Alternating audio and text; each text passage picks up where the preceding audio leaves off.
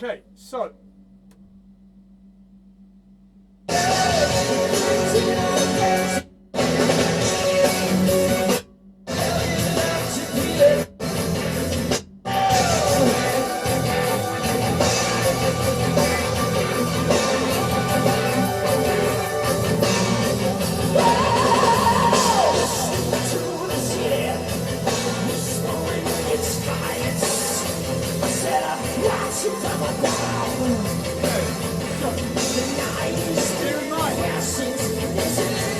what I'm going to, I mentioned in the earlier video some of the progressive rock metal situations with different type of the drummers, different type of bands, different type of the parts of the song. But the 93 live in Japan, I think it's live in Japan. Anyway, Dream Theater, Learning to Live, 1993 live take. It's been a long time since that take was taken. Even today, it sounds amazing. A live take, the precision in the live take, with all the nuances of a live gig, so to speak. In that song, Learning to Live, that any drummer that's kind of dabbled with any Dream Theater stuff, I'm not going to introduce the song. It's common, but I'm not working off the studio version. They're the same. They cut their live stuff pretty much what they do in studio with a live feel. But this particular live scenario, in my opinion, just has a certain port noise on fire. But anyway, point of the today's exercise, it's not unusual for any sort of intermediate drummer onwards, but it's a 7/4 6/4 alternate groove from about 3 minutes.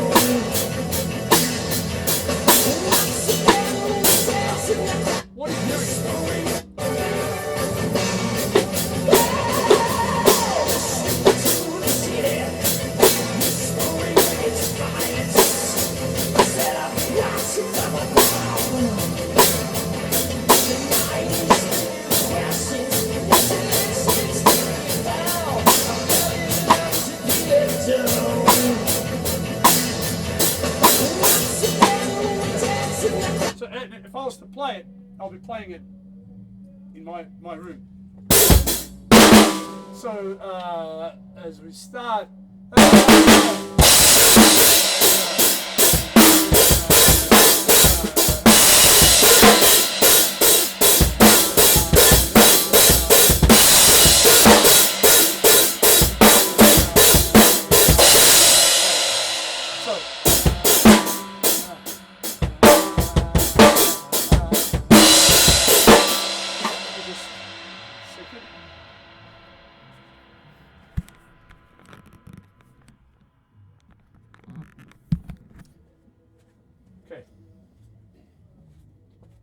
Play it again.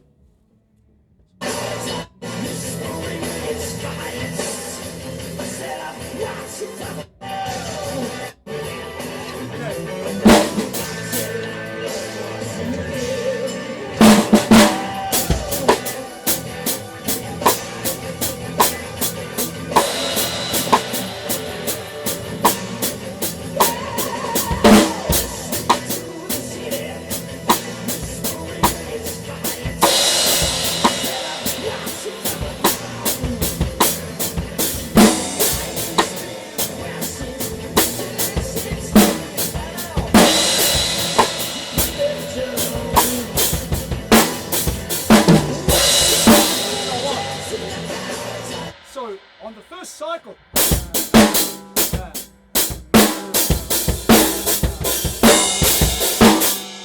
he plays that on the off. So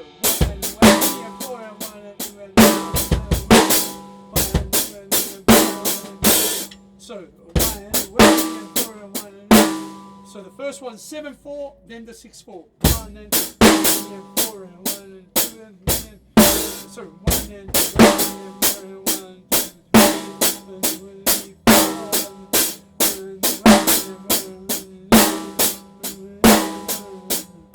Okay, so it's a 7/4,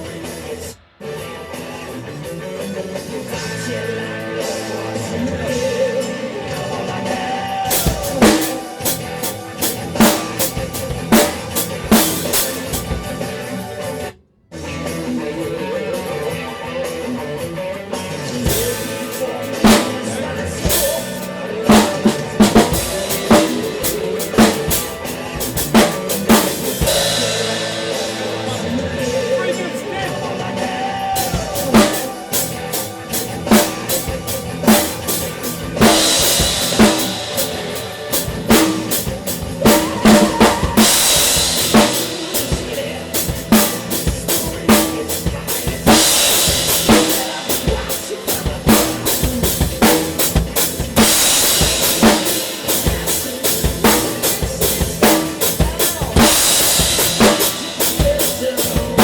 But on the 7/4. Point is that the groove is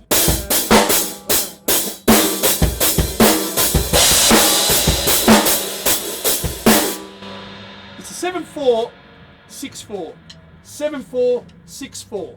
Okay, but on the 7/4.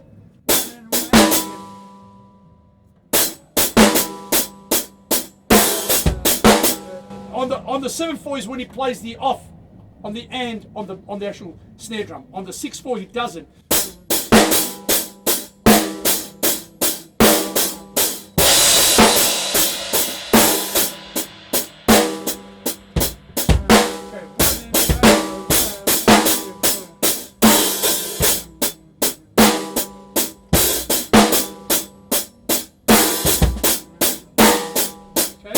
On the 7/4 is when he plays the and on the snare.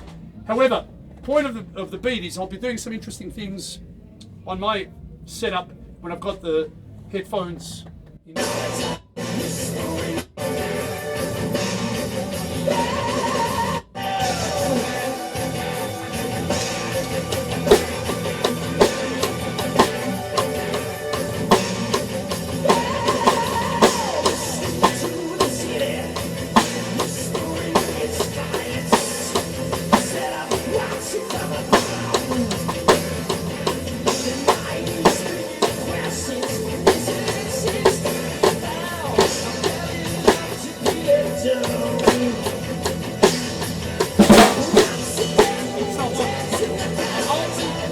from that part of the song, that track.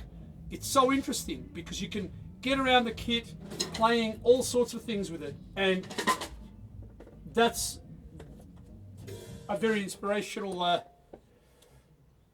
guess when it comes to the riffing, grooving, I don't think that we use cycles 5/4, 7/4, 6, even like a 4/4 with a 2/4 being a 6/4. You count it how you want. We don't use these cycles enough. That's all. So for this take, for this purpose of this exercise, I'm going to be using only one kick, and then I'll switch it off. You can't really hear what I'm doing. You can't hear what I'm hearing, sorry. Okay, but it'll give you at least an idea of what we're capable of when it comes to creativity. That's all it is. So it's in that section of the 12/8 section.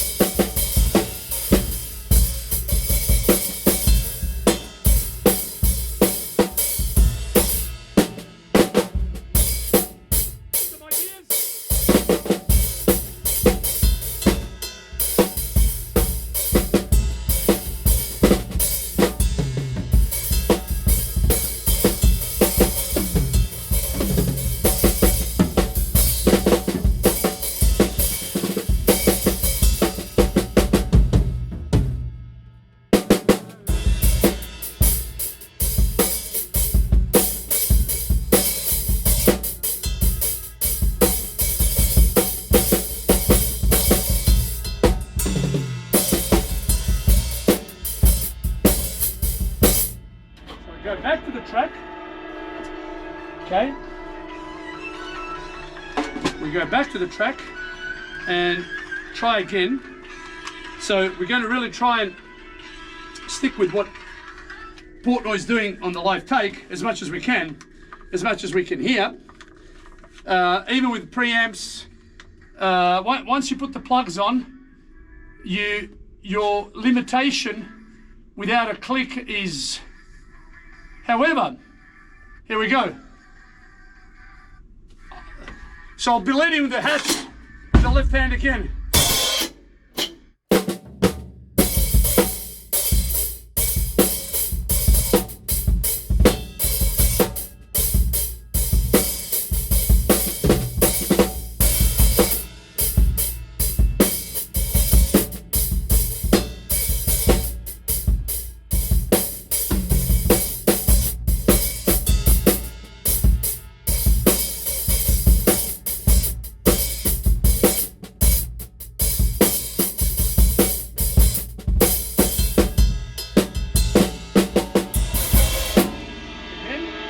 So,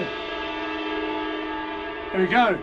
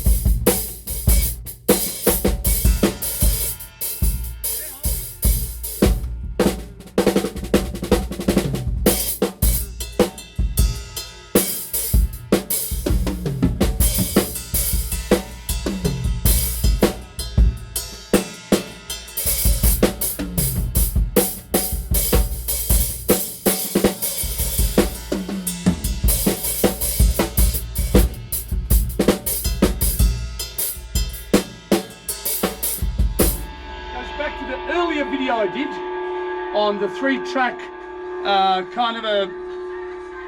almost a 3-track combination of what I hear between what I mentioned with the Fates Warning stuff, the Mike Mangini track, Unfettered Angel with Dream Theater, and Van Halen's Jump. You come into it where you can use, the ideas between odd time that's not so much, it's not so emphasizes odd time, but it gives you that unpredictability, and you combine it. So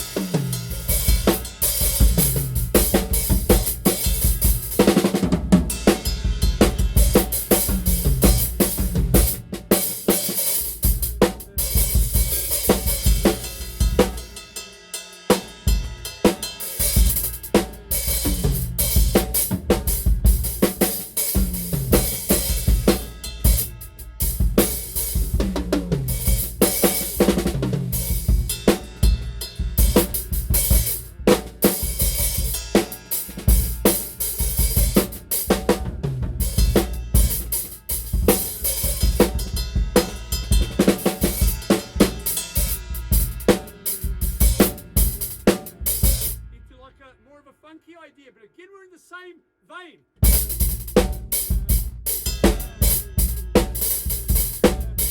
You hear guys like Virgil Donati use this type of stuff a lot.